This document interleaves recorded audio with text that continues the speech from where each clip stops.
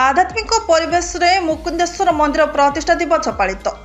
ढेंकानाल जिला परजंग ब्लॉक अंतर्गत कुआड़ पंचायत परमहंसपुर ग्रामर वरिष्ठ नागरिक सत्संग गोष्ठी आनुकूल्य परमहंसपुर छक निकट में जाइथिबा 149 नंबर जातीय राजपथ को लगी सिद्धेश्वर मंदिर पार्श्व को लगी मुक्तेश्वर नाम एक नूतन मंदिर गढ़ी उठी।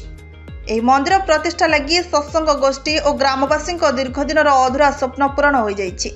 जहाँफल चलित फाल्गुन शुक्लपक्ष दशमी तिथि नूतन मंदिर प्रतिष्ठा लगी 3 दिन व्यापी आध्यात्मिक परिवेश संगको मंदिर परिसर श्रद्धालु भक्त मान समावेश उत्सव मुखर हो उठिथिला। मंदिर प्रतिष्ठा अवसर में 7 दिन अंकुर रोपण 8 तारिख में ग्राम पोखरी ग्रामर महिला और पुरुष माने कलश पानी धरी विशाल कलश यात्रा रे बाहरी आगरे बाजा बाण साउंड नाम संकीर्तन घंट बाद्य गाँ दाण्ड परिक्रमा करी मंदिर में प्रवेश करथिले। 9 तारिख में मंदिर प्रतिष्ठा दिवस में पार्श्वदेवी देवों मृत्यु स्थापन ठाकुर प्राण प्रतिष्ठा सूर्य पूजा यज्ञाधिवास महास्नान रही बेले सकाल ठारू संध्या पर्यंत श्रद्धालु भक्त माने दर्शन करने लगी मंदिर परिवेश चलचंचल हो पड़ा।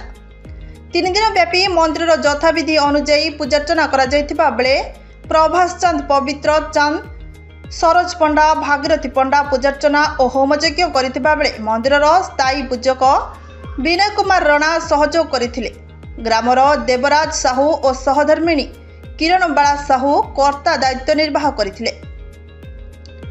कुआलू ग्राम्य कमिटी सभापति अनिल भूतिया परमहंसपुर ग्राम कमिटी गौतम साहू संपादक कृष्णचंद्र साहू अध्यक्ष कुमार नायक अक्षय कुमार नायक चित्तरंजन साहू मंदिर परिचालना कमिटी ग्रामवासी बोलबम कमिटी नामक पूर्ण सहयोग रहितबा बेले मंदिर प्रतिष्ठा उत्सव में अंचल बहुमान्यगण व्यक्ति देखा मिलते।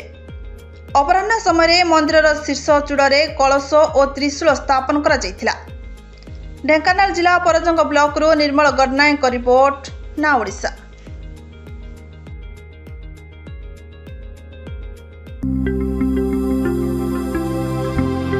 लेटेस्ट न्यूज अपडेट पाई www.naodisha.com को लॉगिन करंतु।